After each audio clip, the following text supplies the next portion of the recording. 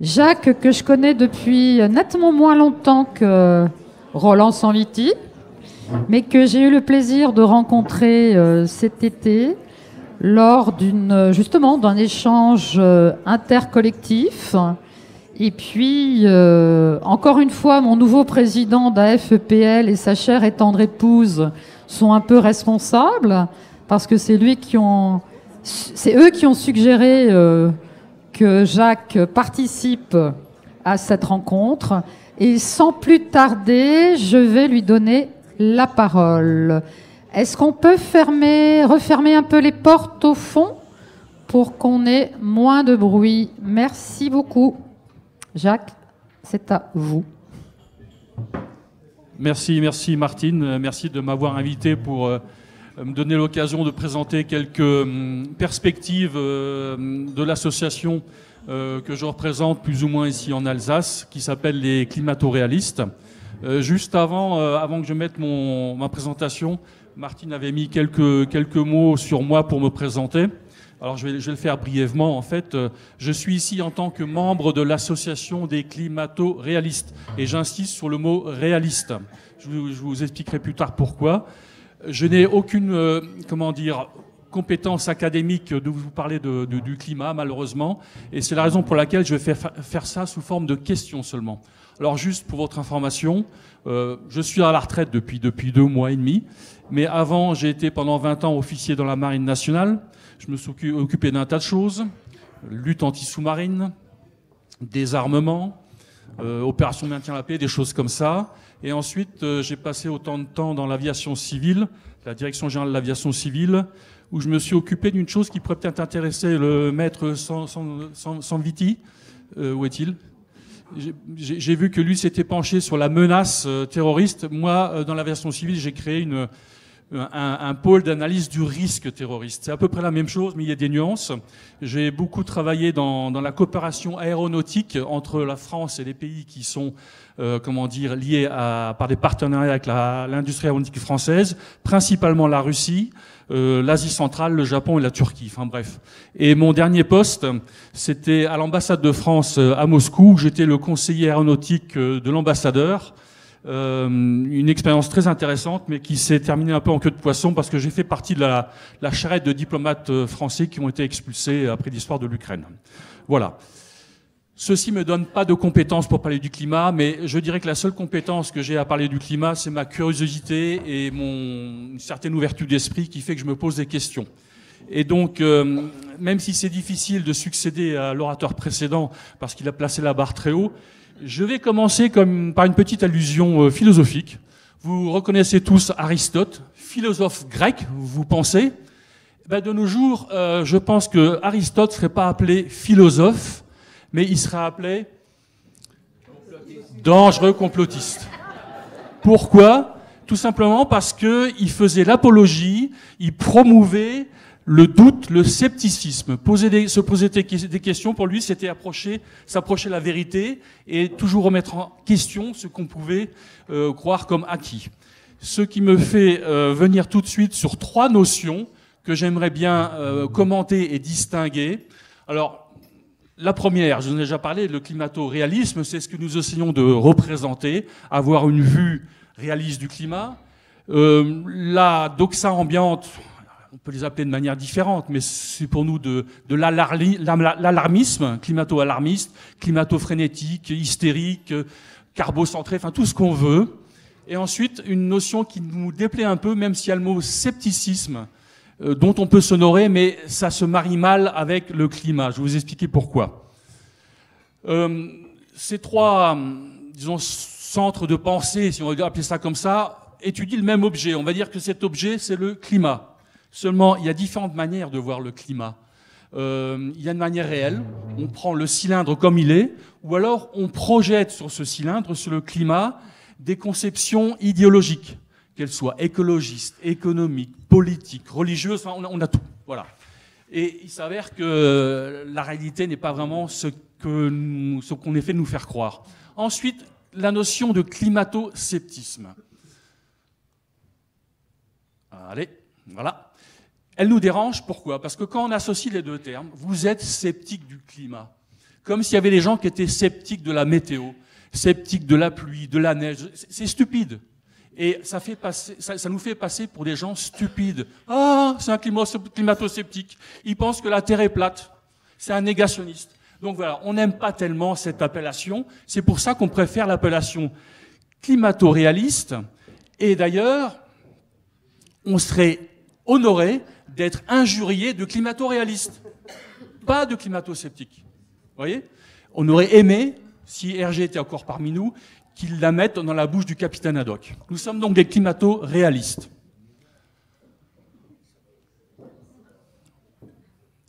Cette manière de procéder, je crois, est dans l'état d'esprit de Ensemble pour les libertés. J'ai feuilleté les 40 cartes postales que Martine m'avait données. J'en ai trouvé une qui correspond au climat. Et je vois qu'effectivement, dans cette démarche, avant tout, il y a un questionnement. Questionnement, CO2, c'est la vie, on y reviendra. Vrai consensus, point d'interrogation. Et on fait quelques constats. Moi, je me bornerai à faire des constats, quelques constats et des questionnements. Pour ensuite expliquer les origines, la criticité, la modélisation et les décisions, je vous renverrai à différentes sources pour vous faire vous-même votre opinion. Voilà comment je vais procéder. Dans un premier temps, je vais dérouler 10 questions que je pense chacun d'entre nous est susceptible de se poser. Ensuite, on peut avoir des réponses différentes, mais au moins on a le droit de se les poser. Et à la fin, je vous ferai une petite présentation de notre association. Ces 10 questions. La première, des prédictions apocalyptiques, on en a quasiment tous les jours, mais bizarrement, elles ne sont jamais réalisées. Bizarre. Ensuite, on parle de réchauffement, on parle de changement, on parle de dérèglement, maintenant on parle aussi d'effondrement, on fait un tas de choses. Il faudrait savoir de quoi on parle. C'est bizarre, cette comment dire, instabilité sémantique.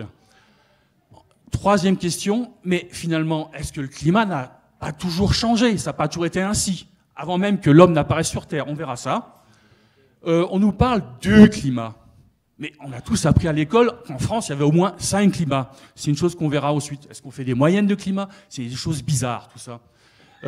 On réduit le climat à la température.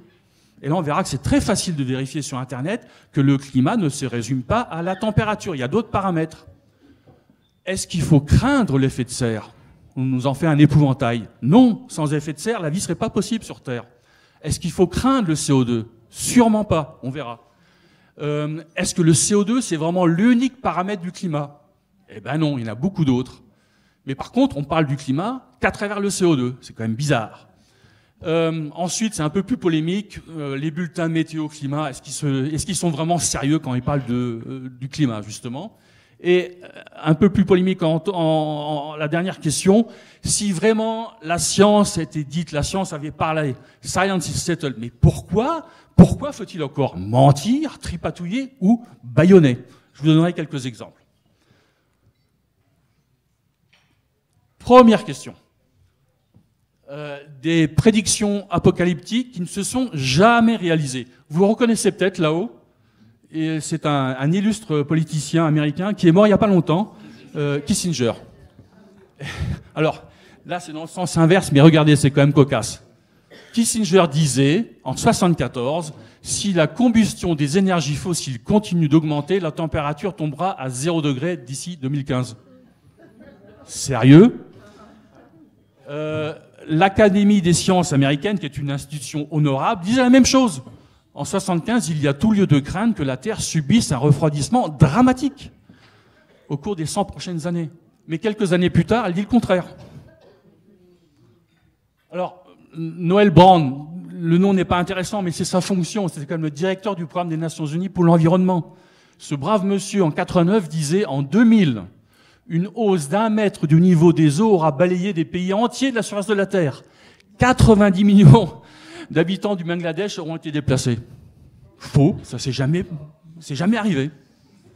Alors, un des meilleurs, Al Gore, un scientifique hors pair, politicien un peu moins, il a donc fait le film, vous savez, Une vérité qui dérange. Et bon, il a fait un travail de journaliste, mais pas de scientifique. Mais pour ce travail, où il faisait peur à tout le monde avec le climat qui se réchauffait, il a reçu le prix Nobel. Prix Nobel de quoi?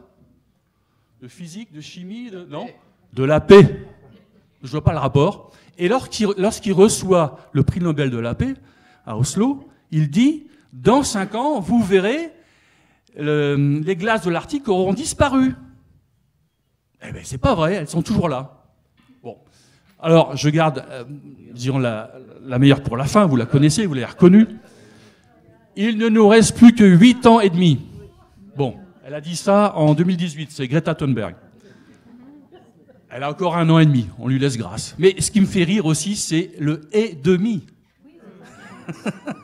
Et scientifique hors pair, hein, Greta Thunberg. Invitée au Parlement, reçue par le président Macron. Enfin bref. Des déclarations comme ça, il y en a à la pelle. Alors, j'ai fait une petite liste ici, on va pas tout lire. Je vais juste mettre en exergue 95, le GIEC dit « La plupart des plages atlantiques des États-Unis auront disparu dans 25 ans ». Allez voir si elles sont encore là. Vous pouvez vous baigner encore en bas sur ces plages. 2009, le Premier ministre britannique qui dit « Nous n'avons plus que 50 jours ». Et le prince Charles, alors lui, il atteint des sommets. En 2009, il nous reste 8 ans. En 2015, 35 ans. En 2020, 10 ans. On se croirait à une vente aux enchères, quoi. Bref. Mais des déclarations comme ça, vous en avez à l'appel. Et vous en aurez encore beaucoup là les semaines qui viennent avec la COP 29, je crois, qui a lieu en Azerbaïdjan. Bref. Alors, les prédictions apocalyptiques qui sont jamais réalisées, désolé, moi j'ai mon petit smiley sceptique. C'est des carabistouilles ce qu'on nous raconte. Mais on nous fait peur. On gouverne par la peur. Deuxième question. Alors, de quoi s'agit-il? D'abord, c'était le réchauffement climatique. Et à la limite, réchauffement climatique, ça ne me choque pas. Le climat s'est toujours réchauffé, ensuite il est refroidi. Enfin, ça a été un va-et-vient. Mais quand on s'est aperçu dans les années 2000 que finalement le réchauffement global du climat, eh ben, il n'allait pas vraiment en pente ascendante, mais c'était stable. On s'est dit, ben non. S'il n'y a pas de réchauffement, il y a un changement climatique. Mais changement climatique, c'est un pléonasme. Le climat, par définition, est une notion dynamique qui change. Donc ça n'a pas de sens de dire ça. Mais plus stupide encore, c'est de dire dérèglement climatique. Qui dit dérèglement climatique dit règle climatique. Alors le bon climat, c'était le climat qui avait 50 ans, il y a 100 ans, 200 ans, 3000 ans, 4000 ans. Quelle est la référence? Ben, il n'y en a pas en fait. Voilà, le dérèglement climatique, c'est vraiment une notion stupide. Maintenant, j'ai même entendu l'effondrement climatique. J'ai lu, on verra tout à l'heure, l'extinction climatique. Enfin, on ne sait plus quoi inventer pour affoler les esprits. Bon, là aussi, un petit smiley sceptique. Vous m'accorderez que c'est pas très sérieux. Troisième question. Alors là, c'est la question que j'ai traitée un peu plus en longueur, parce qu'elle est intéressante, et tout le monde, à la limite, un peu curieux et un peu intéressé par l'histoire, peut lui-même apporter des réponses à cette question. Le climat n'a-t-il toujours pas changé, même avant que l'homme apparaisse sur Terre, hein. Donc c'est pas lui qui est responsable de tout, hein. Et effectivement, depuis la révolution industrielle, l'activité industrielle de l'homme pollue. C'est vrai, il pollue l'environnement. Mais le CO2 n'est pas un poison, c'est pas une pollution. Et le fait que ça se réchauffe n'est pas une pollution. En bref. Donc on va voir ça. Un petit rappel. Depuis 500 000 ans, on a la chance de vivre dans une période interglaciaire. Vous voyez, ces périodes blanches là. Et nous sommes ici. En fait, on a quitté une période glaciaire où il a fait très froid. Ça varie de 100 à 150 000 ans. Et on sait que tôt ou tard, on sera plus là pour le voir, mais on va rentrer de nouveau dans une période glaciaire. Voilà. Ça, c'est la première, approche. Maintenant, on va zoomer un peu. On zoome sur les 12 000 dernières années. Vous voyez, nous sommes ici, ce qu'ils appellent la période chaude moderne. Oui, c'est la période qu'on vit, elle est un peu plus chaude, effectivement. Mais il y a 12 000 ans, on quittait une période froide, une période glaciaire, où je vous rappelle que la Manche était une petite rivière, voire un ruisseau qu'on franchissait à gué, comme les détroits de Bering, parce que les calottes glaciaires étaient tellement immenses que le niveau de la mer était bas. Et on zoome encore un peu. Voilà les 1000 dernières années. Vous voyez la période médiévale qui était très chaude, plus chaude qu'à l'heure actuelle. Pendant la période médiévale, je vous rappelle que la vigne poussait jusqu'en Écosse. Et là, il y a de la documentation historique, on le sait. Voilà. Et qu'ensuite, ça a été suivi par ce qu'on appelle un petit âge glaciaire, où il a fait très froid. Le siècle de Louis XIV, il avait beau s'appeler Soleil, Louis XIV, ben, il faisait froid pendant son siècle. Le vin gelé à Versailles. Faut s'en souvenir. La Seine a gelé. Enfin voilà, j'ai des photos tout à l'heure, enfin des tableaux pour vous montrer tout ça. Et donc, voilà quelques preuves, on va dire. Vous connaissez tous la grotte Cosquer, une grotte qui a été trouvée aux environs de Marseille. Il s'avère que cette grotte, maintenant, est sous l'eau. Enfin, l'entrée est sous l'eau. La grotte ornée est ici, on a pu la trouver. Mais comment se fait-il qu'on a prouvé qu'elle était occupée il y a 31 000 ans, entre 31 000 et moins 16 000 ans, par les hommes préhistoriques? Ils n'avaient pas de schnorchel, ils n'avaient pas de... Voilà, hein, je veux dire, c'est parce que le niveau de la mer était plus bas. 120 mètres plus bas. Le niveau de la mer n'a pas arrêté de monter depuis qu'on est sorti de l'âge glaciaire, la dernière période. Voilà. Ici, alors c'est avant cette période, vous voyez, la grotte Cosser, c'est cette flèche rouge, pendant la période glaciaire. Quelques petits commentaires sur le niveau des eaux.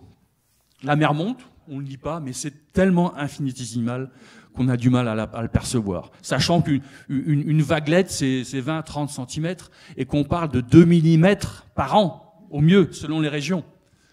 Regardez voir.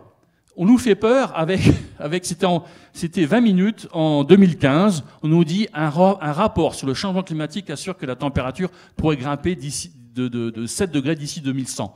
C'est-à-dire qu'en 2100, on va monter de la hauteur de la Statue de la Liberté de 40 mètres. Or, il s'avère que la Statue de la Liberté, la photo date de plus de 100 ans, et ça c'est la photo actuelle, il n'y a aucune différence de niveau de la mer. Aucune différence. Et là, on revient sur mon petit schéma. Il y a la réalité et la perspective, la perception qu'on veut donner à la réalité. Là, c'est vraiment typique.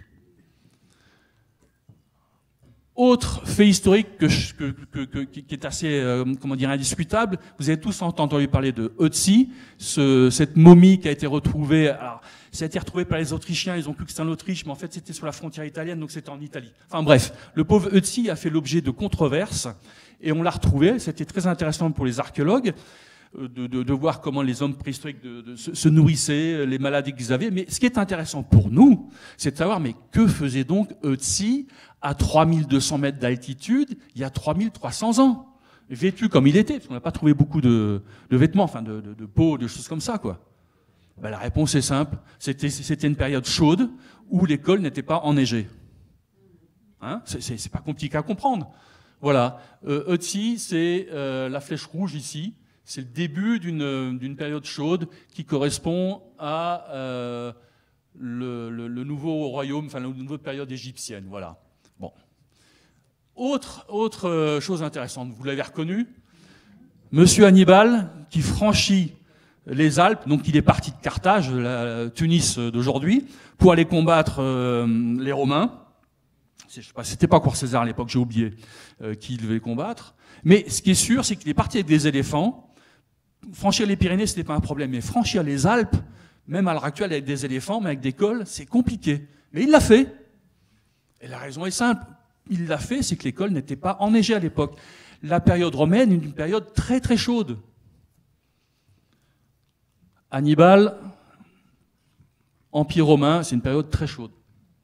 Et vous remarquez d'ailleurs que les périodes chaudes coïncident avec l'épanouissement de grandes civilisations. Il est beaucoup plus facile, beaucoup plus agréable de vivre dans les zones chaudes que froides. Regardez où se concentre l'humanité. L'humanité se concentre aux tropiques. C'est pas au pôle Nord que vivent les gens. C'est plus simple de vivre dans les conditions chaudes que froides. Enfin bon, c'est un aparté. Ensuite, les Vikings. Les Vikings, ici c'est Éric le Rouge, bien qu'il soit en noir et blanc. Il a été banni de Scandinavie, je crois que de ce qui correspond à la Norvège maintenant, j'en suis pas sûr. Enfin bref, le pauvre Éric le Rouge, il s'en va et puis il navigue et puis il voit un pays dont les rivages sont verts. Et naturellement, il appelle ça le pays vert, Groenland, Greenland. Ça se passe,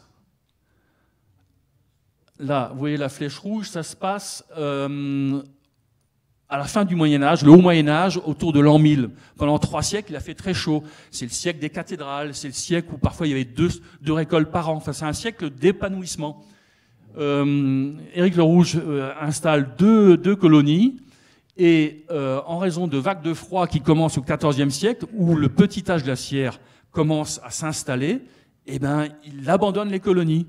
Et à l'heure actuelle, les archéologues retrouvent dans la glace qui s'en va des restes de l'occupation des Vikings au Groenland. Donc le climat change et a changé depuis longtemps, toujours sans l'industrie, sans les SUV, sans tout ce que vous voulez de l'homme moderne. Là, on rentre dans des choses beaucoup plus intéressantes parce qu'il y a beaucoup de documentation historique. Donc le petit âge de glace, il y a eu beaucoup de peintres qui ont peint cet âge de glace. Là, c'est un tableau anonyme, mais qui date de 1604. On voit des patineurs sur la Seine. Donc à l'époque de Louis XIV, il faisait très froid. Pas tout le temps, mais il y a eu des périodes très froides. Et en fait, le petit âge glaciaire, on ne fait qu'en sortir. Alors quand on sort d'un moment froid, on a chaud, c'est clair. Voilà. Londres, on organise des foires sur la glace, tellement la glace est solide, 3 à 4 mètres de glace, quoi. Et là, je suis sûr qu'il y en a qui connaissent la réponse dans la salle. Vous avez un tableau, ça se passe en Hollande. À votre avis, qu'est-ce que c'est? Moi qui suis un ancien officier de la marine, ça me fascine. C'est la flotte hollandaise à Den Haag, donc la Haye, qui est prise dans les glaces et que les soldats révolutionnaires français prennent d'assaut. La cavalerie française, le général Pichegru.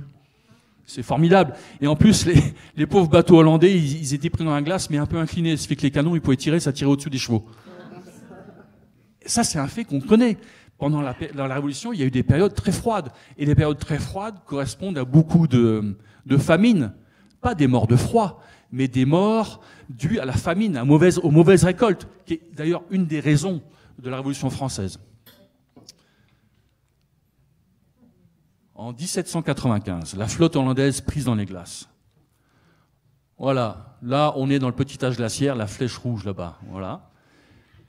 Maintenant, alors j'ai pas mal de diapos, mais j'ai écourté parce que le temps ne me le permettrait pas. J'adore les peintres flamands qui ont beaucoup, comme Bruegel l'Ancien, qui ont beaucoup fait de peinture hivernale sur les fleuves gelés de la Hollande, de la Belgique. Donc, qui prouve bien qu'il faisait froid à l'époque. Il faisait froid à l'époque, mais on sort de cette période, donc il fait chaud. Voilà. Ah, ça c'est une photo. C'est une photo intéressante. Pas de très bonne qualité. Est-ce qu'il y a des gens qui connaissent ou qui peut-être reconnaissent? Et là, ce serait un exploit. C'est pas loin de chez nous. C'est au port du Rhin. Voilà. Là, vous avez Kehl, et là, c'est pris de Strasbourg. Il y a eu des fluctuations, météorologiques et de climat un peu importantes. Le Rhin a été à sec en 1882. Le Rhin est à sec. Et ça, c'est avéré. Il y a même une gravure en allemand, des Rhein ist im Februar. Voilà. 82. Ils ont aussi organisé, comme à Londres, des manèges, des choses comme ça. Intéressant. Plus proche de nous, la Seine, en 1880, charrie des blocs de glace. Il y a encore des hivers froids. On sort du petit âge glaciaire. Hop là, j'ai passé 2 diapos. Voilà, ça c'est intéressant pour montrer les fluctuations météo d'une année à l'autre. Ce qu'on vit n'est pas nouveau.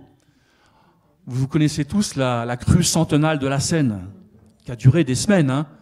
Eh ben, l'année suivante, ça a été une canicule qui a fait plus de 100 000 morts.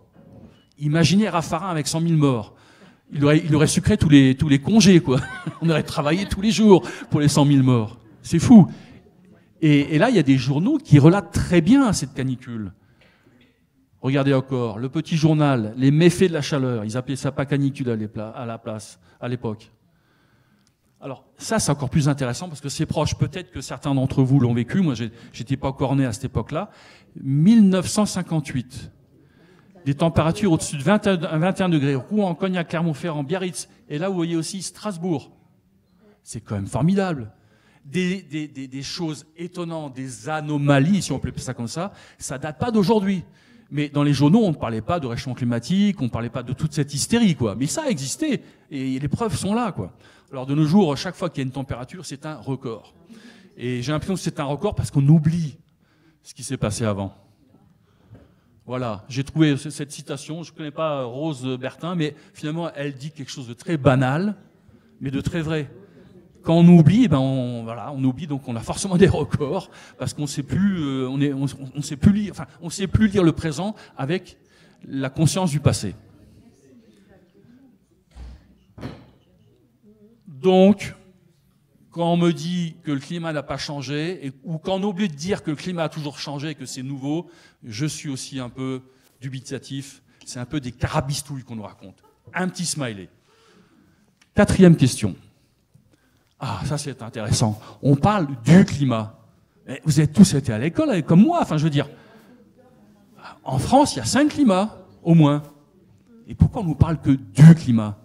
Et si on fait la même chose à l'échelle mondiale, un certain... Alors j'ai été étonné en préparant la présentation que... Hop là.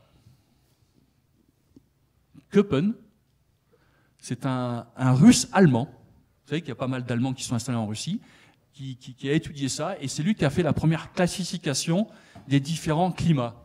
Très intéressant ici, c'est que, bon, il a les principaux types de climat, mais le principal critère qu'il met en avant, la deuxième lettre, ce sont les précipitations, c'est pas les températures. Mais de nos jours, on parle du climat qu'avec les températures. Les températures viennent en 2e position. Et sur le globe, il y a quand même pas loin de 30 types de climats différents. Et on nous parle toujours du climat. Alors qu'est-ce qu'on fait? On fait des moyennes de 30 climats différents? Ça n'a pas beaucoup de sens. Là aussi, je pense que ça vaut un petit smiley sceptique. Voilà. 5e question. Ah oui, alors ça c'est intéressant. Et là c'est très facile. Vous allez réduire le climat à une question de température. C'est quand même un peu exagéré, hein. Enfin bon, je crois même qu'à l'école on a appris que le climat c'était autre chose que la température. Ce n'était pas que la température. Allez sur Wikipédia. Et pourtant Wikipédia, je peux vous dire que ils n'ont pas des vues climato-réalistes, hein, loin de ça. Hein. Wikipédia, c'est vraiment dans la bien-pensance, ça on peut le dire. Mais par contre, ils ont l'honnêteté de dire que la caractérisation du climat est effectuée à partir des statistiques annuelles locales. Température, ok. Pression atmosphérique, est-ce qu'on en parle, la pression atmosphérique? Précipitation, très important, on n'en parle jamais, on parle que des températures. L'ensoleillement, l'humidité, la vitesse du vent, et ils ajoutent même 2 autres critères, la récurrence d'événements, des phénomènes exceptionnels. Enfin, la récurrence de ces critères, plus les phénomènes exceptionnels. Tout ça, ça fait le climat. Mais on n'arrête pas de nous parler du climat, alors que c'est des climats, et on dit seulement le climat, c'est la température. On pourrait aussi, ça vaudrait toute une slide aussi, ergoter sur la manière dont les relevés de température sont faits. Sachant que les 2 tiers de la Terre, c'est l'océan, il n'y a pas des thermomètres tous les kilomètres carrés dans l'océan.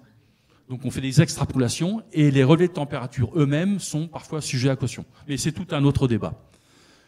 Voilà, donc un petit smiley sceptique aussi pour cette prétention de dire que le climat se résume à la température. C'est juste pas vrai, quoi.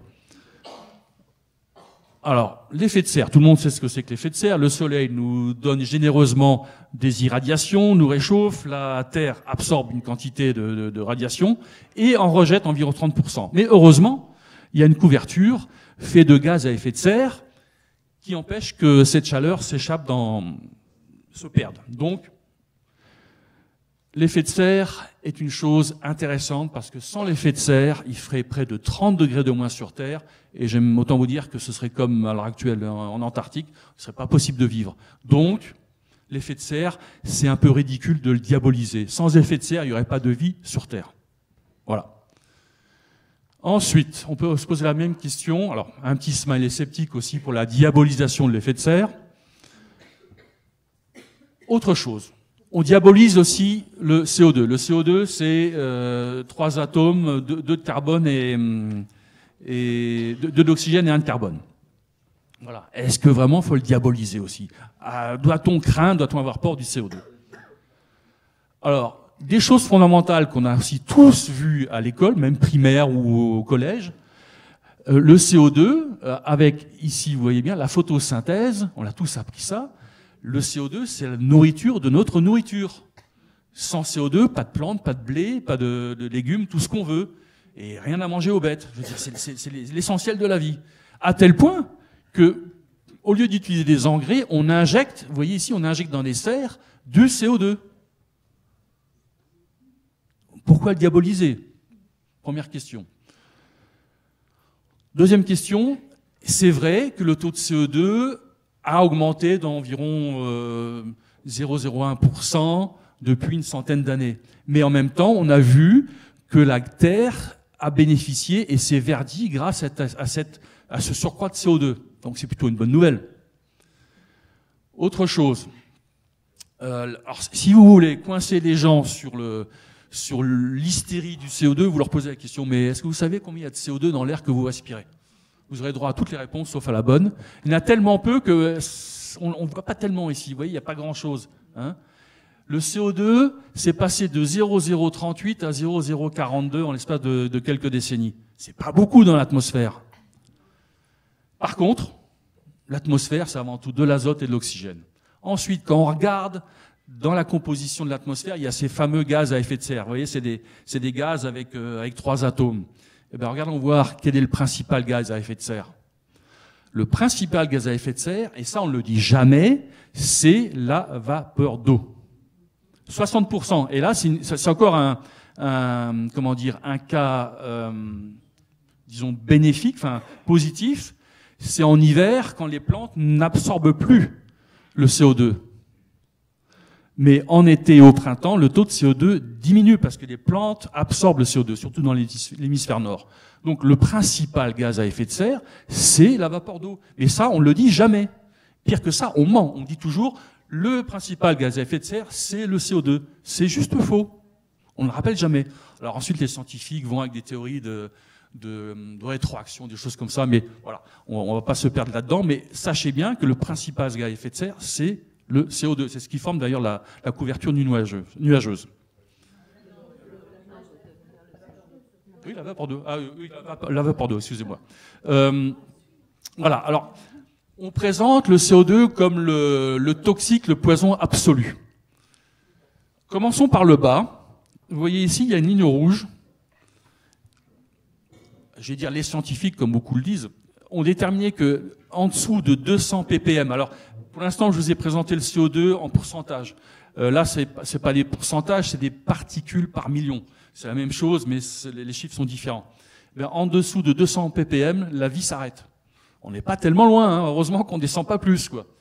À l'heure actuelle, 420, c'est le niveau actuel dans l'atmosphère. Ok.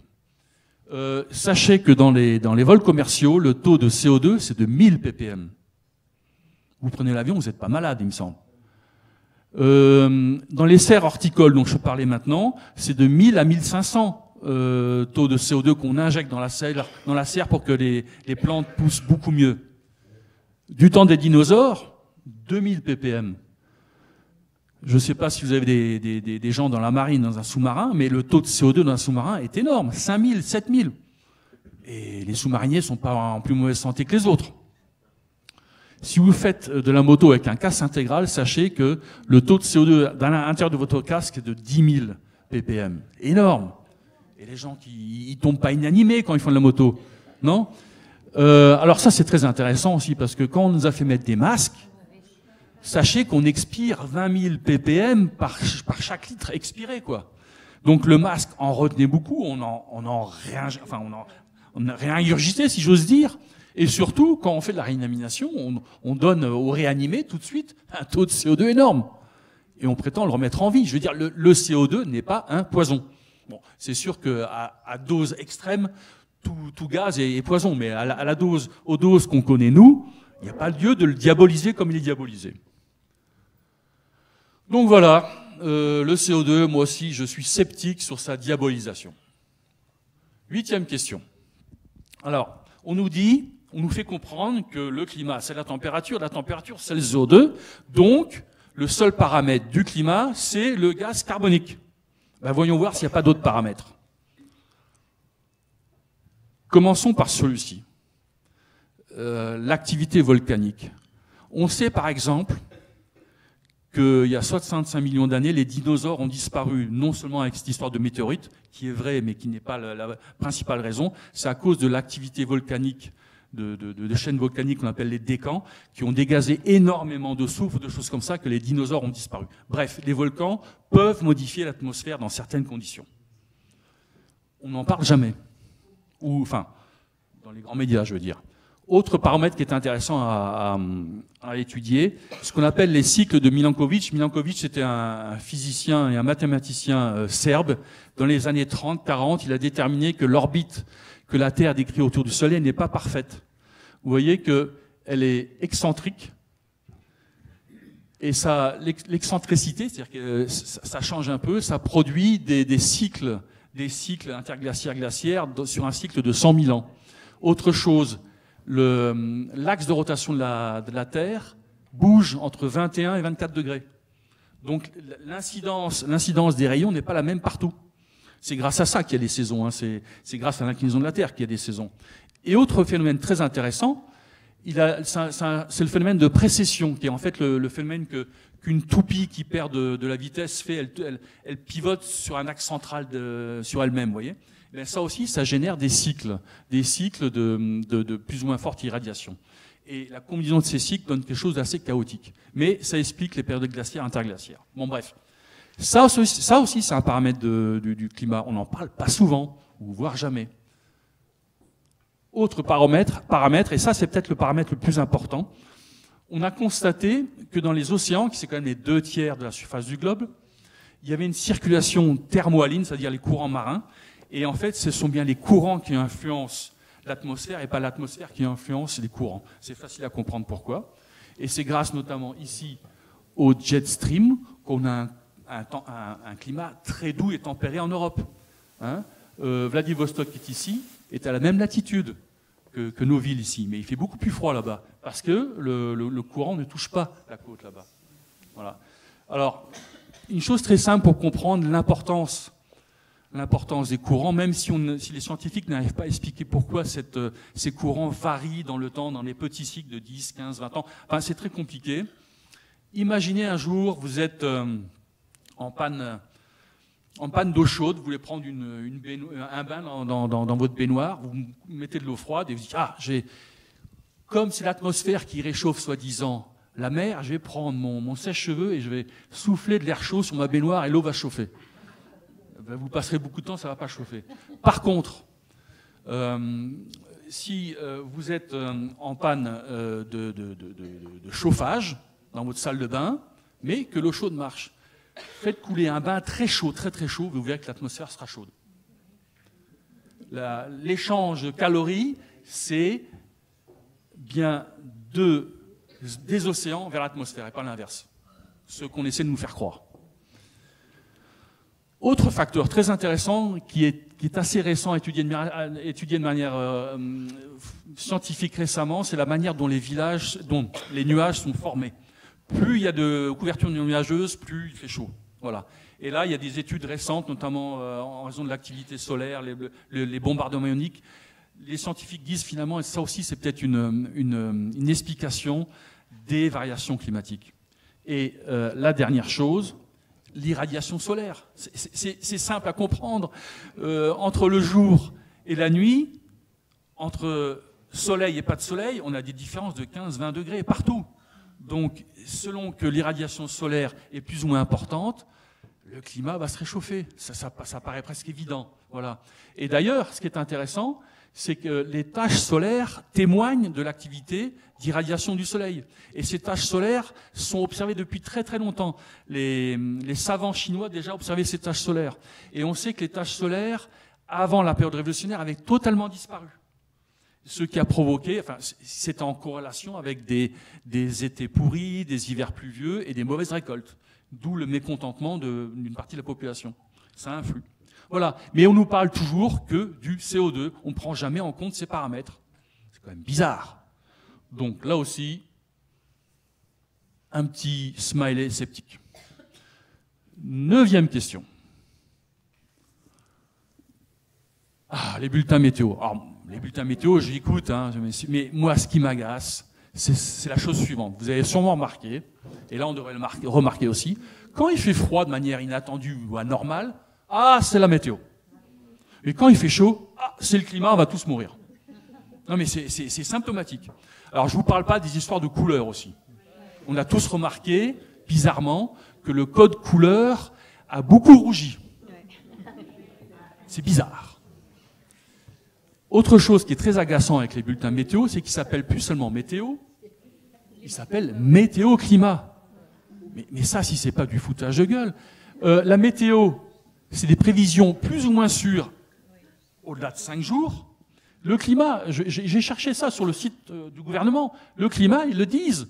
C'est la moyenne des conditions météo sur plusieurs décennies. Et les scientifiques disent qu'il faut au moins 30 ans pour mesurer le climat. Alors, donc, pour mesurer l'évolution du climat, dans un sens ou dans un autre, il faut au moins 60 ans pour avoir une direction.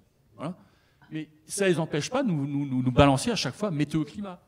Si c'est pas anxiogène, ça, bah, c'est du foutage de gueule. Enfin, c'est pas sérieux. Donc, un petit smiley sceptique. Voilà. La 10e question est un peu plus polémique. Donc, Al Gore disait, même Obama l'a dit, « Science is settled ». Donc, notre Ségolène Royal a dit, « La science a parlé, on ne discute plus ». Ben, d'accord, ok, voilà. Mais si la science a parlé, pourquoi faut continuer à mentir, faut continuer à tripatouiller, bâillonner? Et je vous donne quelques exemples. Le premier m'agace fortement. Ça, c'est des captures d'écran que j'ai fait de mon téléphone. Chaque semaine, je suis abonné là, enfin Google m'envoie des informations. Chaque semaine, il y a des choses sur le climat et on présente le CO2 avec ses méchantes fumées de pollution, alors que le CO2 est incolore. Si ça, c'est pas du mensonge. Le CO2 est incolore, inodore. Ça, c'est vraiment de la désinformation. Autre chose, pourquoi tripatouiller? Alors, je ne vais pas rentrer dans le détail, mais le GIEC n'est pas une institution irréprochable. La célèbre courbe en crosse de hockey d'un scientifique qui s'appelait Michael Mann. Le GIEC s'est basé de 98 à 2011 pour prouver l'urgence climatique, l'imminence climatique de la catastrophe, en bref. Et il se trouve que d'autres scientifiques, McIntyre et un autre, ont prouvé par A plus B que la courbe était fausse. Parce que la courbe, c'est celle de Mann en noir, là. Voilà, elle est un peu précise. Ce n'est ni plus ni moins que celle-ci, celle-ci date du premier rapport du GIEC, 90. Et ensuite, le GIEC a publié cette courbe. La première courbe du rapport de 90 montre bien qu'il y a une période médiévale chaude et qu'il y a un petit âge glaciaire très froid. Mais ça a disparu. La courbe de Mann, elle est quasiment plate et hop, ça monte. Et vous savez, Al Gore, dans son film Une vérité qui dérange, il s'est mis sur un Fenwick, là, et puis il a été monté comme ça pour montrer que la courbe crevait le plafond, quoi. Soit dit en passant, Al Gore, le film d'Al Gore a été condamné en Grande-Bretagne pour 7 types d'accusations de mensonges. Enfin bref, voilà. Ça, c'est du tripatouillage. Alors je pourrais vous parler aussi du Climate Gate, où il y a des mails qui ont été confutés. On voit très bien que même des scientifiques se laissaient corrompre pour comment dire, affirmer des idées politiques. Enfin bon, bref. Ça, c'est juste un exemple. Donc, vous êtes d'accord avec moi? Un petit smiley. Ah, j'ai oublié. Bâillonner. Alors, bâillonner, il y a beaucoup d'exemples. J'en ai pris 2. Vous vous souvenez peut-être de cette histoire. Philippe Verdier était le rédacteur en chef du service météo de Antenne 2. Et ça, c'était en 2015, avant la COP 21 2015, les accords de Paris, enfin bref. Il a publié ce bouquin où il dénonçait des travers du système du GIEC, des choses comme ça, sans être vraiment climato-réaliste, voire sceptique. Mais bon, il critiquait. Il s'est fait licencier, purement et simplement. Le pauvre, il est allé à Russia Today. Donc ça n'a pas duré longtemps non plus après. Moi, je ne sais pas ce qu'il fait, mais bon, c'est quand même scandaleux, cette affaire-là. Voilà. Autre affaire un peu scandaleuse aussi, qui est beaucoup plus récente. Radio France a publié récemment, en 2022, une charte environnementale, mais en fait, tout tourne autour du climat. Alors, je vais vous faire lire 2-3 extraits, et là, c'est vraiment irritant. Nous nous tenons résolument du côté de la science. Ok, pourquoi pas. En sortant du champ du débat, c'est-à-dire en ne voulant plus débattre. La crise climatique, on n'en débat plus. S'il y a quelqu'un qui n'est pas d'accord, un scientifique, n'importe quoi. Non, Radio France ne va pas en rendre compte. En sortant du champ du débat, la crise climatique, son existence, comme son origine humaine. Ça, si c'est pas un bâillonnage de la liberté d'information, et ils ont le culot de dire un peu plus bas, nous éclairerons la transition écologique, nous ferons vivre sur nos antennes un espace public contradictoire. Contradictoire. Et Deline Piot disent non, non, non, ceux qui portent la contradiction, on les écarte du débat. Ça, c'est le service public qui est quand même financé par nos deniers. Si c'était CNews ou BFM TV, des radios privées, c'est leur problème, mais c'est quand même nos sous à nous, quoi. Enfin bref, moi ça m'ulcère ce genre de choses. Allez, un gros smiley sceptique. Voilà, 10 questions. Et là, maintenant, j'ai un petit bonus que j'ai fait exprès. En pensant à Martine, me disant que finalement, en matière de psychiatrie, il y a peut-être une nouvelle maladie à explorer, c'est la climato-frénésie. Alors j'espère que tout le monde va voir, parce que j'ai pris des extraits de presse. On va rigoler. La citrouille, Blick, c'est un journal suisse. Le pourrissement des citrouilles participe au réchauffement climatique. Voilà.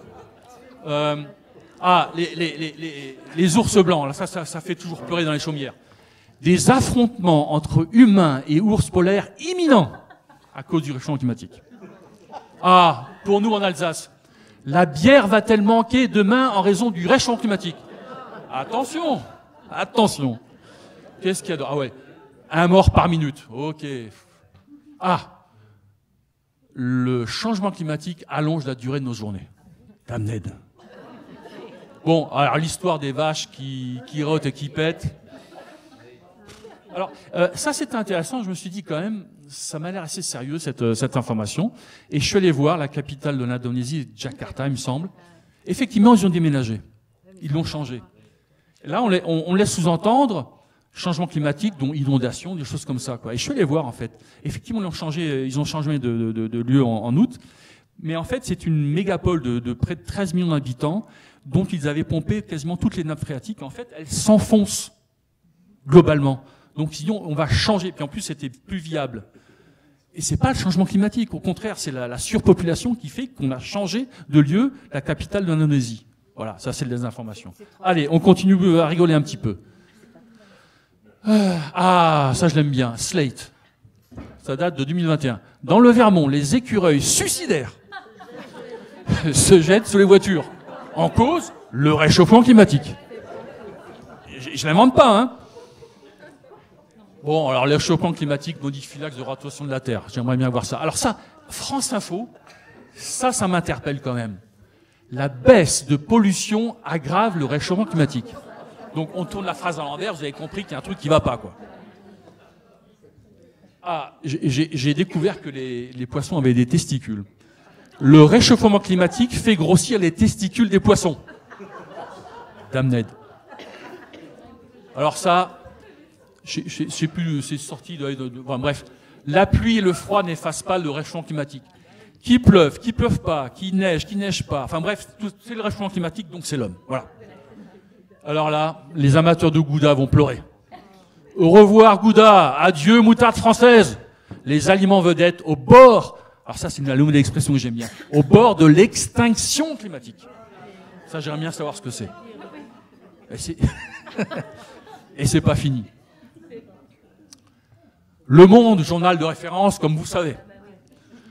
Les oiseaux rétrécissent et leurs ailes s'allongent, comme le nez du journal d'ailleurs, à mesure que le climat se réchauffe. Bon, évidemment, les Britanniques sont pas en reste.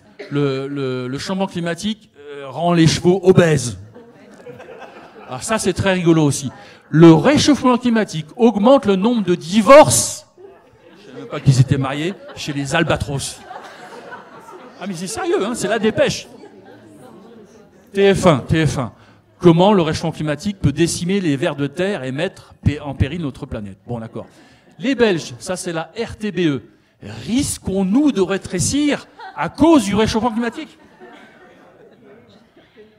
Les guêpes seraient en train de rétrécir. Réchauffement climatique. Alors, j'ai fait un podium. Troisième position, Le Monde, notre journal de référence. Les femmes, premières victimes du réchauffement climatique. Pourquoi les femmes plus que les hommes? Et puis là, ça va pas, parce qu'on oublie tout ce qu'il y a entre les deux maintenant. Ah oui. Mais il y en a un qui n'a pas oublié. Greenpeace. L'impact injuste de la crise climatique sur la communauté LGBTQIA2S+. Qu'on m'explique. Médaille d'or, vous allez rire. Ça m'intéresse. Les fesses humides. L'autre conséquence inattendue du réchauffement climatique. Bon, si c'est pas prendre les lecteurs pour des imbéciles. Bon, voilà, franchement, mon petit smiley, il dit c'est pas possible. Au secours, au secours, au secours, quoi. Voilà, hop. Bon, maintenant, comme je vous avais promis, je vous présente un peu l'association que je représente ici. Elle date de 2016 environ. Oui, 2016. Moi, je suis rentré en 2017. L'idée, c'est d'avoir un débat ouvert, contrairement à la charte de Radio France, sur l'évolution du climat et tous les sujets connexes. Alors, j'ai mis apolitique et je l'ai entouré avec un point d'exclamation. Quand on se rencontre, il y a quelques personnes avec nous qui sont dans la salle, dans l'antenne alsacienne, on parle d'un tas de choses, on est d'accord sur le réchauffement climatique, mais il y a un tas de sujets où tout de suite ça diverge. Et c'est tant mieux, c'est comme ça. C'est pas un parti politique, c'est une association qui se concentre sur un seul thème. Bon, les membres de l'association, je noterai notre président Benoît Ritaud, qui est un professeur de mathématiques, sûrement brillant, mais sa carrière est un peu bouchée. Normal. Françoise Suivre, c'est notre la cheville ouvrière. Et des personnalités, alors je pense que vous en connaissez une, c'est Christian Gérondeau, qui a été monsieur sécurité routière, et qui a écrit beaucoup de livres là-dessus. Voilà. C'est à peu près 1000 membres. On grossit, mais pas autant que PL, je pense, mais on essaiera de faire mieux. On a 3 antennes, l'antenne alsacienne, il y en a une près de Toulouse et une en Bretagne. Mais bon, là, si on faisait un podium, on aurait médaille d'or en Alsace. Voilà, faut être un peu chauvin. Hein, absolument, Patrick. Hein. Alors, bon, on parle de choses sérieuses quand même. Les choses sérieuses, c'est quand même les scientifiques qui donnent des réponses aux questions que moi, j'essaie de propager. Voilà le comité scientifique.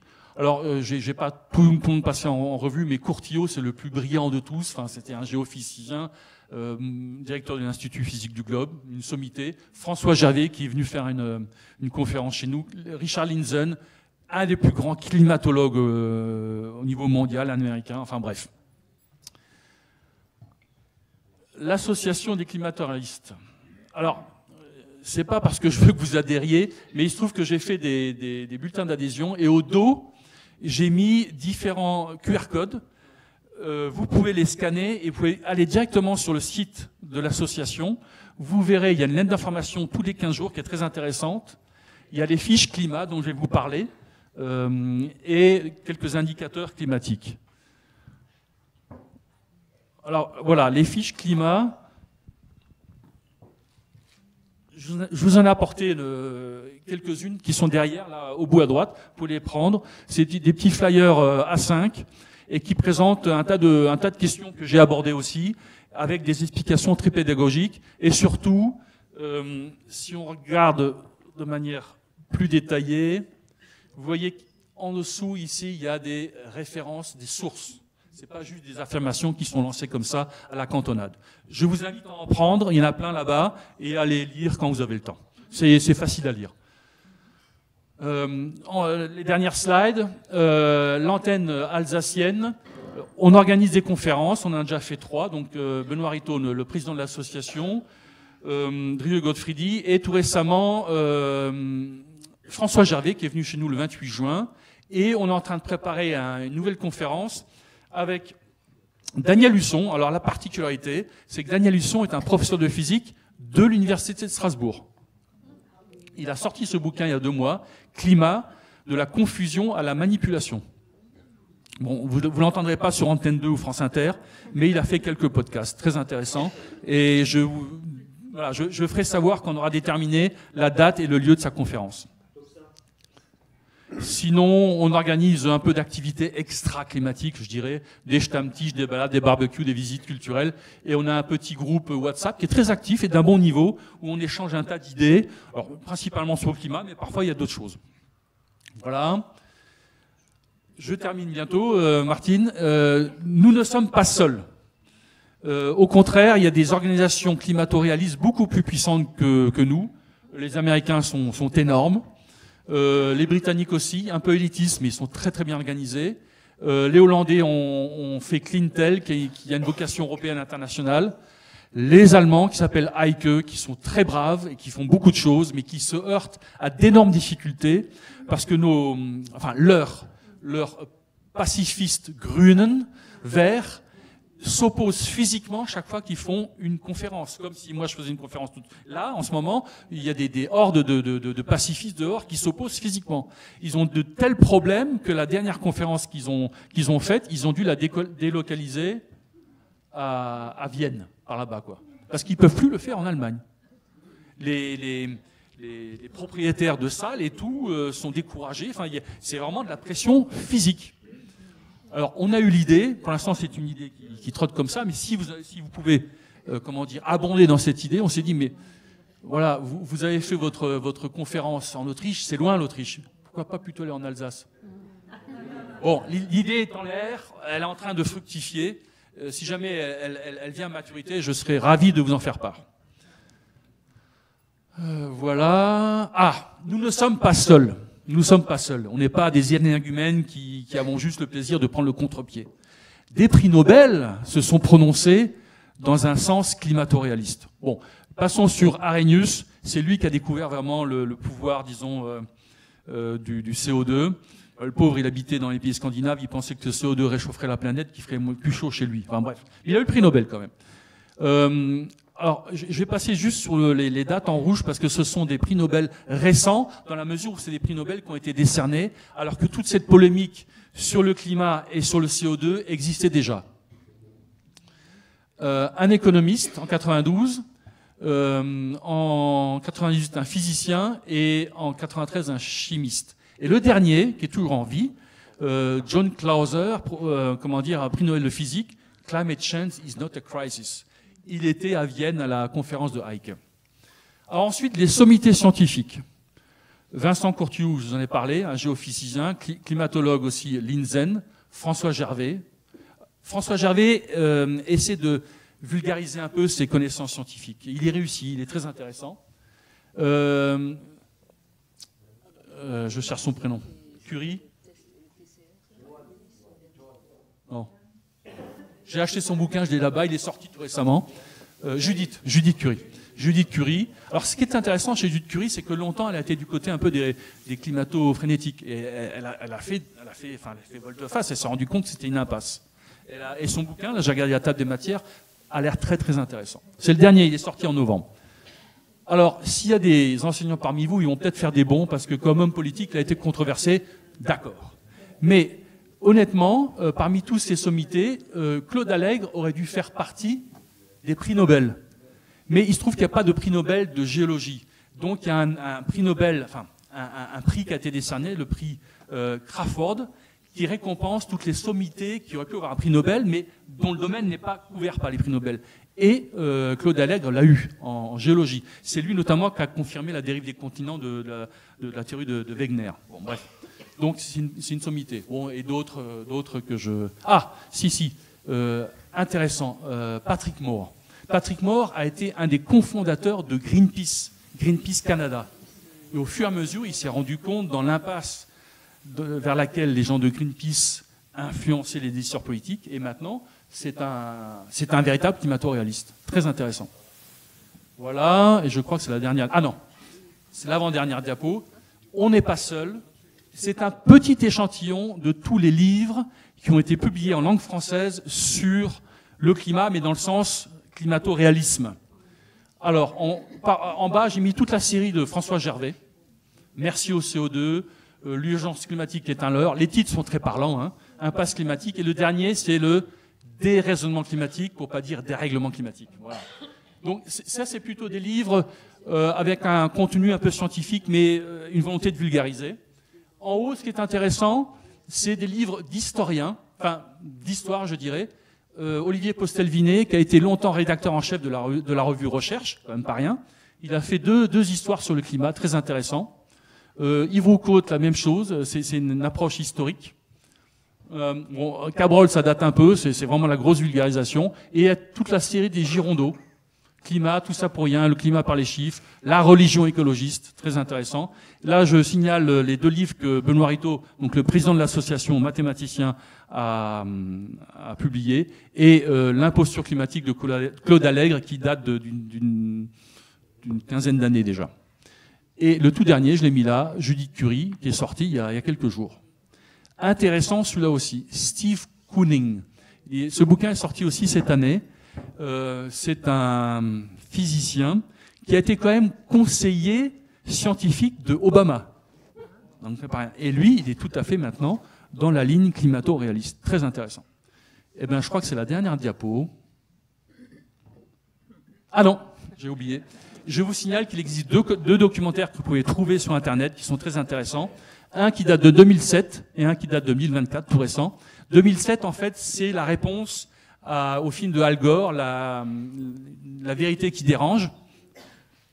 Et donc, ils prennent le contre-pied. Et ça, en fait, 2024, c'est la mise à jour de 2007. Vous le trouvez sur Internet. C'est intéressant. Ah, mais non, je sais que j'ai encore des diapos. Les activités prochaines de l'antenne alsacienne. Prochainement, le 21 décembre, grâce à Joël Jekyll qui est dans la salle, qui est là derrière. Voilà, merci Joël. On organise une petite conférence avec un de nos membres, Joël Cambre, qui a écrit un bouquin il y a quelques années, Le changement climatique est-il d'origine humaine? Et donc la conférence s'intitulera Climat, l'homme est-il vraiment coupable? Et donc ça c'est en projet. Daniel Husson, le professeur de physique de l'Université de Strasbourg dont je vous parlais, on est en train de voir avec lui quand et comment on fera cette conférence. Et là je crois que j'ai atteint la fin. Non, j'avais oublié que j'ai atteint. Voilà. Personnellement, je suis un fan, je suis un podcastophile. Quand je bricole, quand je suis dans la voiture, j'écoute des podcasts et j'apprends beaucoup de choses. Si vous l'êtes, si vous aimez les podcasts, contactez-moi et par WhatsApp, par Telegram, je vous en envoie des dizaines sous forme de MP3. Très intéressant. Ma carte de visite est au fond à droite, vous pouvez vous servir. Et ben voilà, j'ai terminé.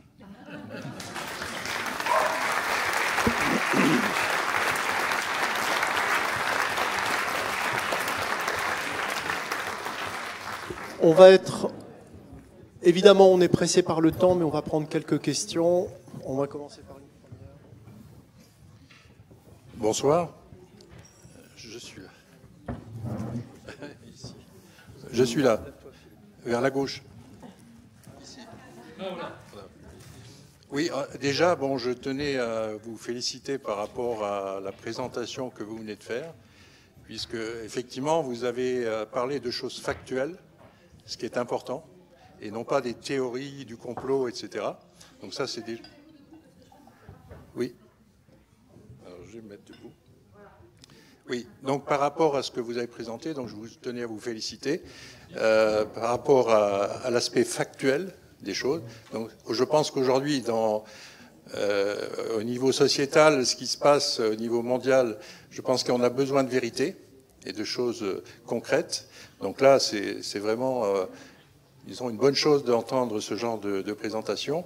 Moi, je viens de sciences et technologies, et donc je traite des sujets dans la photosynthèse des plantes, la thermodynamique et la physique quantique. Donc, tout ça réuni. Et donc, si vous voulez, au travers de votre présentation, la première page m'a interpellé. Pourquoi? Parce que vous avez mis en avant une date, 1989. Et 1989, dans cette période-là, il s'est passé quelque chose que les gens ne connaissent pas. Il y a eu les protocoles de Toronto. Alors, je ne sais pas s'il y a des gens qui connaissent dans la salle. Ce sont des grandes familles occidentales qui se sont réunies et qui ont mis au point une stratégie mondiale, mais surtout orientée sur l'Occident. Et en fait, tout ce que l'on vit aujourd'hui, ça a été déjà scénarisé par ces gens-là, dans cette période-là. Donc, les deux personnes qui se sont intéressés au sujet, qui ont mis ça en avant, sont morts, bien entendu. Un journaliste plus une autre personne qui était a accompagné en fait le journaliste. Et tout ça est passé à l'as. On n'en entend plus parler. Donc j'encourage les gens à lire ça parce que en lisant ce document de 44 pages, c'est très peu, mais vous avez en fait la situation que l'on vit, le scénario est écrit. C'est formidable. Donc, une fois qu'on a lu ça, je pense qu'on comprend beaucoup mieux les choses. Pour revenir sur ce que vous avez présenté sur le climat et la météo, il faut quand même rappeler, alors moi j'ai eu la chance à un moment donné de me trouver dans le nord de la France, et il se trouve que le musée du Louvre avait en fait, disons, je ne pense pas que ce soit le musée du Louvre, mais un musée à Paris avait transféré en fait toutes les maquettes du temps de Louis XIV, de Vauban, sur la région de Lille, parce qu'ils voulaient retaper les locaux et tout ça. Et là, moi j'ai eu la chance de découvrir ces maquettes, qui sont extraordinaires, de détails et tout. Et là, vous voyez en fait les côtes françaises, des grands ports, et là vous vous dites, mais attendez, où est-ce que je suis? Et là, vous prenez la côte atlantique, et elle est complètement différente. L'eau est montée à 7, 8, 10 kilomètres sur les terres. Et là, vous vous dites, mais attendez, qu'est-ce qui se passe? On nous parle de réchauffement climatique. Et là, à l'époque de Louis XIV, sur cette période-là, les eaux montaient jusque-là. Donc, par exemple, vous allez à Brouage et une fortification, l'eau venait à la forteresse de Brouage. Donc là, vous hallucinez et vous dites, mais qu'est-ce qui se passe? Donc en fait, la Terre, elle évolue à son rythme. L'être humain, c'est une fourmi, même une puce ou rien du tout. Et il imagine qu'effectivement, il va changer tout et il va remettre tout en cause et que c'est lui qui est le seigneur des lieux et qui décide de ce qui se passe et de ce qui ne doit pas se passer. Donc là, si vous voulez, par rapport à ça, il y a autre chose que je tenais à dire, c'est qu'il faut quand même comprendre. Moi, j'ai eu la chance de travailler dans des domaines très technologiques, de pointe, et moi, j'ai eu la chance de travailler sur une bibliothèque qui a été faite par l'aérospatiale française du temps du général de Gaulle. Et là, on apprend, effectivement, on découvre qu'à cette époque-là, déjà, on avait étudié en fait tous les phénomènes de montée dans l'atmosphère, dans la stratosphère, magnétosphère, et qu'on connaissait, on maîtrise tout ça, en fait.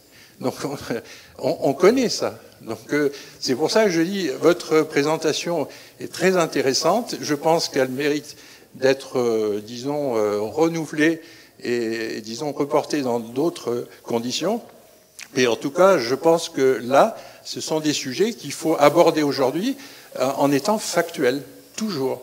Et pas raconter d'histoire, parce que tout ça, toutes ces stratégies, c'est simplement une question d'argent.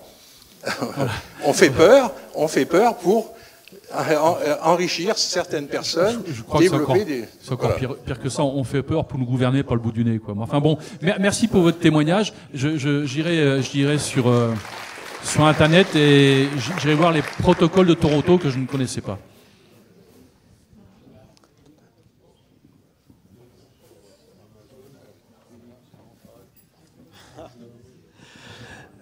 Ouais, bonsoir, merci.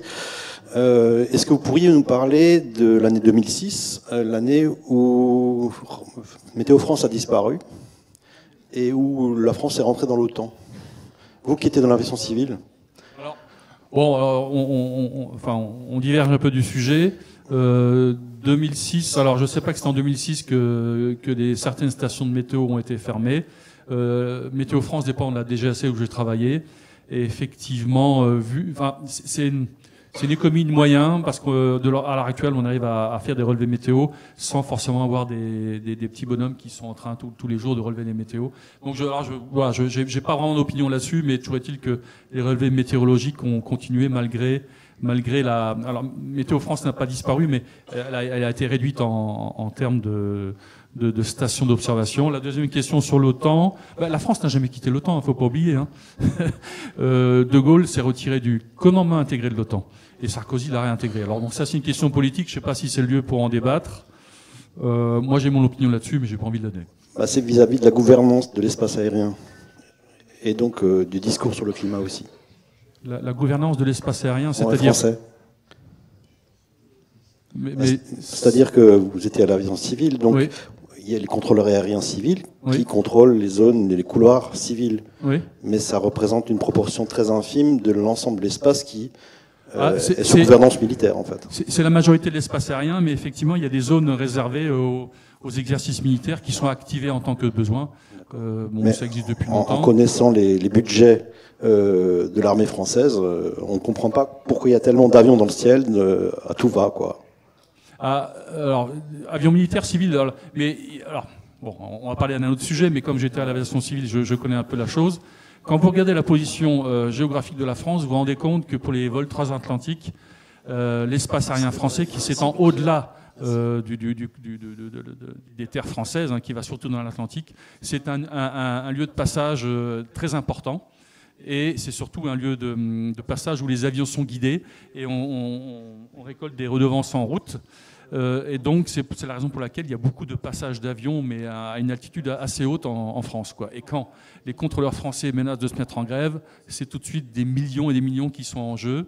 Et donc, voilà, le gouvernement hésite toujours à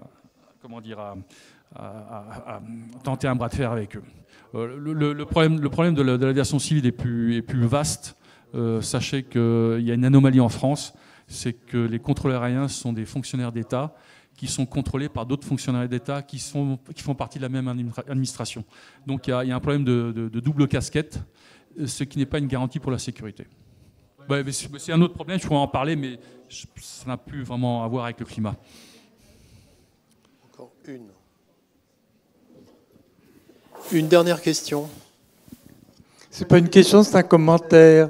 Les principaux propagandistes du réchauffement climatique furent Thatcher et Reagan, qui ont lancé l'affaire en 80. Et savez-vous où on a organisé une bourse de droit à polluer? À Londres, évidemment. Oui, alors, c'est intéressant ce que vous dites, je ne l'ai pas mentionné parce qu'on pourrait remonter dans l'histoire, mais effectivement, l'origine du GIEC est à mettre sur le compte de Margaret Thatcher, qui avait cru faire un coup politique. Elle était à l'époque aux prises avec la grève très dure des mineurs de charbon britanniques. Et elle a voulu, casser cette grève en prétendant que l'industrie du charbon, c'était pas bon, ça polluait. Ça pollue sûrement, en raison du CO2, et qu'il fallait promouvoir l'industrie nucléaire. C'est de là qu'est sortie l'idée du GIEC. Et Reagan l'a soutenu, effectivement. Quant à la bourse d'échange des droits d'émission, oui, c'est un truc mondial, ça. C'est pas seulement à Londres, malheureusement. Les ETS, vous parlez des ETS ? Oui, mais au départ, la bourse qui permettait de faire le plus de bénéfices, elle était à Londres. Ouais. Et on sait bien que ces droits à polluer ont donné lieu à des arnaques formidables. Ouais. Mais c'était le but dès le début. Ouais. Mais déjà l'expression droit à polluer, alors que c'est que des émissions de CO2, on a vu que le CO2, c'est pas un polluant, c'est déjà un peu malhonnête dans la présentation qui est faite de ces droits à polluer. Mais c'est effectivement dans tout l'écosystème qu'il y a autour maintenant de cette vision du problème climatique, il y a des enjeux financiers maintenant énormes. Et ça va être difficile, même si on va se rendre un jour à l'évidence que le climat, il n'est pas lié au CO2 et que finalement l'homme, on ne peut pas faire grand-chose, ça va être difficile pour ces gens-là de ne pas perdre la face et de faire un virage à 380 degrés, ou à 180 plutôt. Voilà. J'ai bien peur qu'il y ait une telle inertie dans cette affaire-là, c'est que quoi qu'on dise, on va continuer à la subir. Et on la subit dans notre quotidien, dans nos impôts, dans notre mode de vie. Maintenant, comme vous nous interdisez, par exemple, l'histoire des véhicules électriques, enfin, un tas de choses, quoi. C'est assez, intrusif, voire parfois un peu totalitaire. Mais là, on rentre dans un débat politique qui aurait pu se faire avec le conférencier précédent. Juste une dernière question. J'aimerais avoir une petite... Ici. Ouais, avec les spots, c'est pas évident. C'est bon. Ouais. Une petite question sur les chemtrails. Est-ce que vous pouvez un petit peu nous parler des chemtrails? Parce qu'on est tous là intéressés par la météo, le climat également, bien sûr, mais tous ces lignes que l'on voit à travers les nuages, cet épandage, j'aimerais avoir votre avis. Est-ce que c'est réel? Est-ce qu'on fabule? Ou est-ce que ce n'est pas du tout ce que l'on pense? Les deux, mon général. Je vais vous expliquer ce que j'en pense à titre purement personnel. Hein. Je ne pense pas que l'association s'est penchée sur la chose. Ce que j'en pense à titre personnel, parce que j'ai beaucoup travaillé dans l'aviation civile, je sais comment les compagnies marchent, et je sais quelle est l'intervention de l'État dans la marche des compagnies, et je ne vois pas comment, je ne sais d'ailleurs pas quel service imposerait aux avions civils dépendre des chemtrails, ce que vous appelez chemtrails, qui existent. C'est un fait indéniable. L'ingénierie climatique existe. Je me souviens très bien. Il y a longtemps, j'étais en Russie en 92. C'était en 92 et mon copain russe tout fier me dit il y a les jeux de bonne volonté, c'était une sorte de contre-jeu olympique en Russie, et puis tu vas voir, c'est à Saint-Pétersbourg, puis nous on réussit à faire qu'il ne va pas pleuvoir. Et bien effectivement, localement, ils réussissent à ensemencer des nuages, et ce qui fait que ça ne pleut pas. Mais c'est des actions très locales. Alors, moi, j'ai pas connaissance, même ayant travaillé dans l'aviation civile, qu'il y ait une volonté gouvernementale de quel pays que ce soit, d'essayer de changer le climat avec cette méthode qui existe.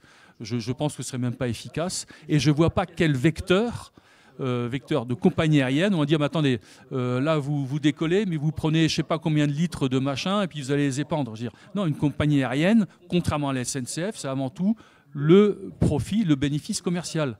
Ils vont jamais se laisser, imposer des trucs farfelus comme ça. Non. Si vraiment il y avait une volonté, on le saurait. Mais moi, je peux vous dire qu'il n'y a pas de volonté. Par contre, que localement, qu'un des événements, comme on l'a vu d'ailleurs il n'y a pas longtemps à Dubaï, et qu'on veut essayer d'éviter qu'il pleuve ou faire pleuvoir, oui, ça existe, mais c'est très local. C'est mon opinion personnelle. Je ne pense pas qu'il y ait une volonté globale de changer le climat avec cette méthode. En tout cas, je ne l'ai pas connue, moi. Et je ne vois pas comment on pourrait la mettre en œuvre.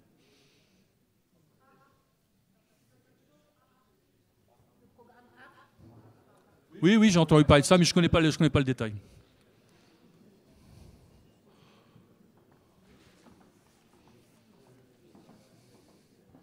Bon, écoutez, merci pour votre attention et vos questions intelligentes.